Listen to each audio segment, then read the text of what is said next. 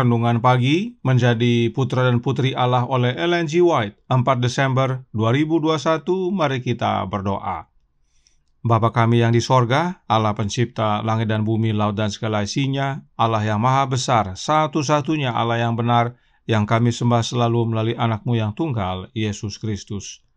Terpujilah Yesus, anak Allah yang maha tinggi, yang adalah penebus, penolong, penghibur, pengantara kami. Pada pagi hari ini kami bersyukur boleh bangun dan berbakti, dan sebagaimana membaca dan mendengarkan nasihat firman-Mu, kiranya ini menjadi pembaharuan bagi masing-masing kami, agar tumbuh di tepi aliran air. Beserta kami sepanjang perbaktian ini, kehendak-Mu yang jadi. Ampun kami akan dosa dan salah, karena kami berdoa hanya dalam nama anak Allah yang tunggal, Yesus Kristus, yang adalah Tuhan dan Juru Selamat kami. Amin. Renungan hari ini akan dibacakan oleh Ibu Vera Mandang. Silahkan Ibu Vera. Selamat pagi, selamat Sabat. Bacaan renungan pagi hari ini berjudul Menjadi seperti pohon yang ditanam di tepi aliran air. Diambil dari ayat inti, Mazmur 1 ayat 3. Ia seperti pohon yang ditanam di tepi aliran air, yang menghasilkan buahnya pada musimnya, dan yang tidak layu daunnya, apa saja yang diperbuatnya berhasil. Bahaya terjadi di setiap jalan, maka barang siapa yang keluar sebagai pemenang akan sesungguhnya beroleh suatu nyanyian kemenangan untuk dinyanyikan dalam kota Allah. Sebagian orang memiliki sifat-sifat karakter yang kuat yang perlu selalu diusahakan. Jikalau dipelihara di bawah penguasaan Roh Allah, sifat-sifat ini akan menjadi suatu berkat. Tetapi jikalau tidak, sifat-sifat itu akan menjadi suatu kutuk.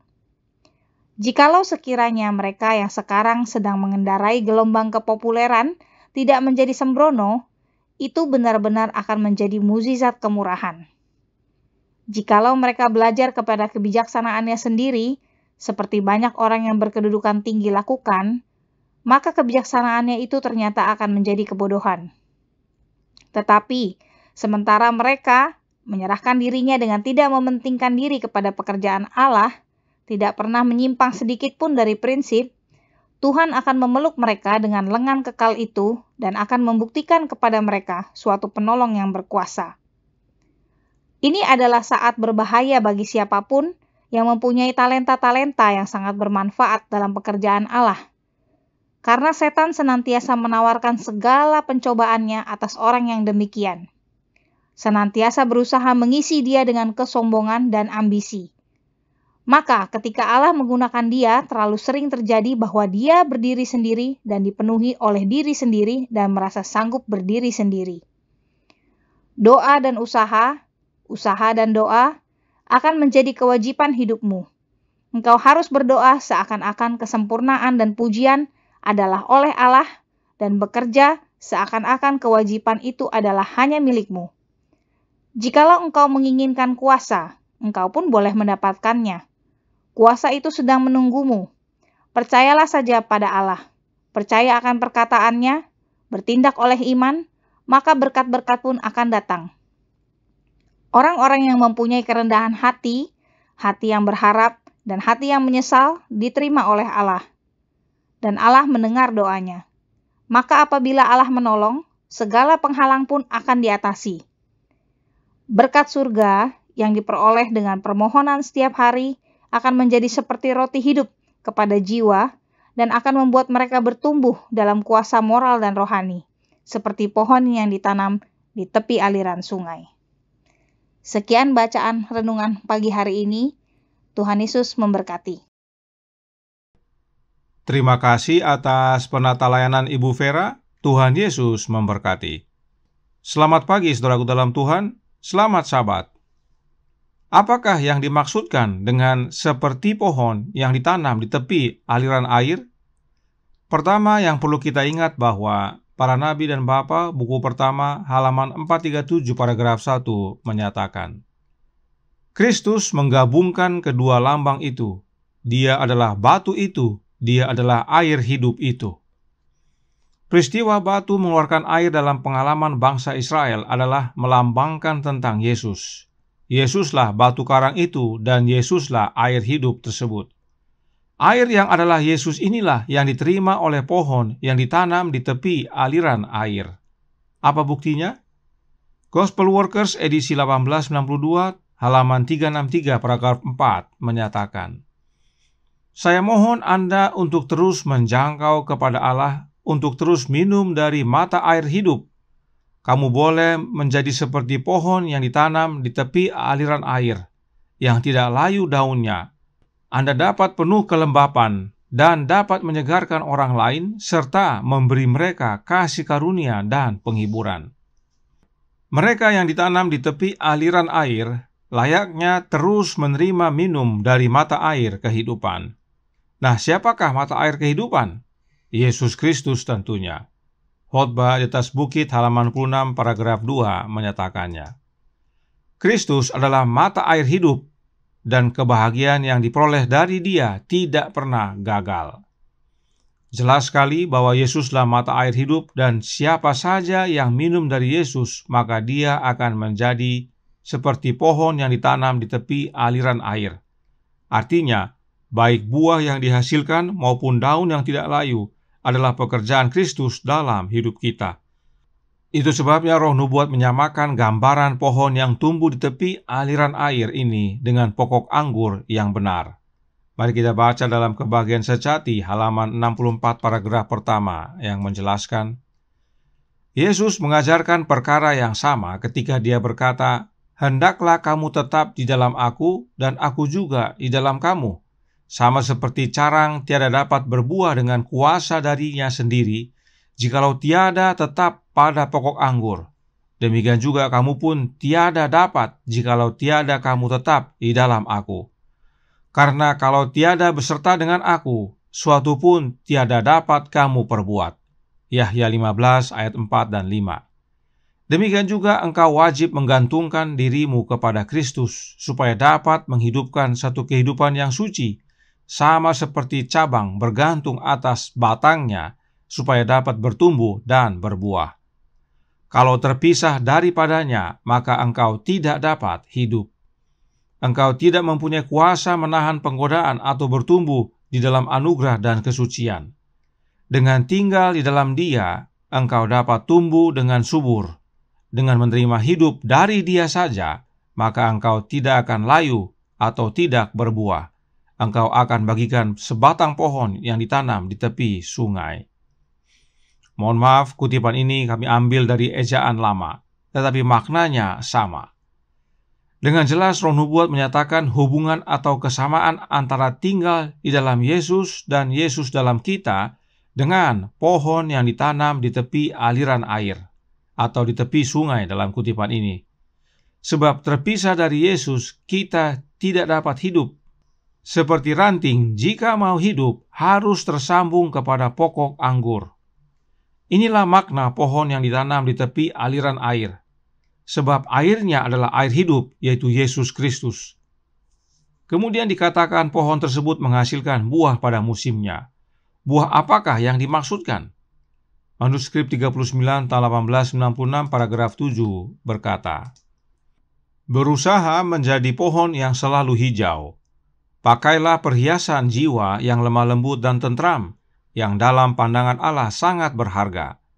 Menghargai kasih, sukacita, damai sejahtera, kesabaran, kemurahan, kebaikan, kesetiaan, kelemah lembutan, penguasaan diri. Ini adalah buah dari pohon Kristen. Ditanam di tepi aliran air, ia akan selalu menghasilkan buah pada musimnya." Pohon yang ditanam di tepi aliran air menghasilkan buah-buah roh, dan buah yang sama yang dihasilkan bila kita tinggal di dalam Yesus dan Yesus di dalam kita.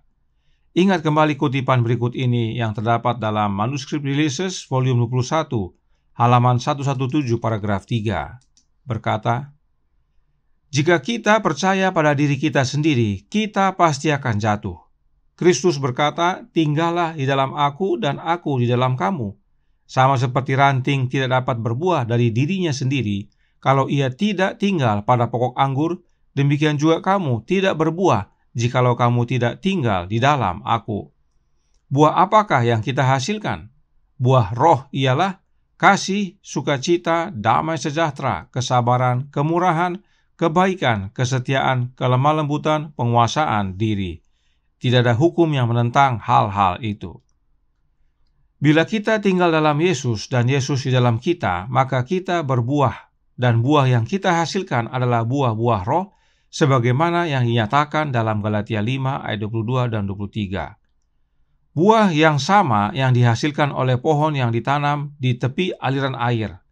Sebab memang sumber kehidupan, baik bagi ranting-ranting dan bagi pohon yang ditanam di tepi aliran air, adalah Yesus Kristus, yaitu oleh kehadiran Roh-Nya. Mengapa hubungan dan persamaan ini penting sekali kita pahami? Karena renungan hari ini berkata dalam Menjadi Putra dan Putri Allah halaman 357 paragraf 3. Jikalau engkau menginginkan kuasa, engkau pun boleh mendapatkannya. Kuasa itu sedang menunggumu. Kuasa apa yang dimaksudkan?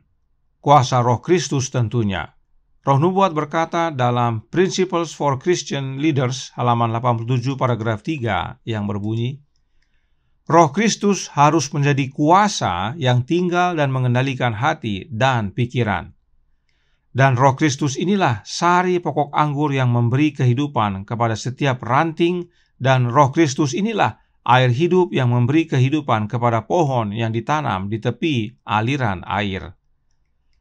Testimonies for the Church volume 5 halaman 730 paragraf 4 melanjutkan, Dia yang minum dari air hidup akan menemukan bahwa itu adalah mata air di dalam dirinya, yang terus-menerus memancar sampai kepada hidup yang kekal.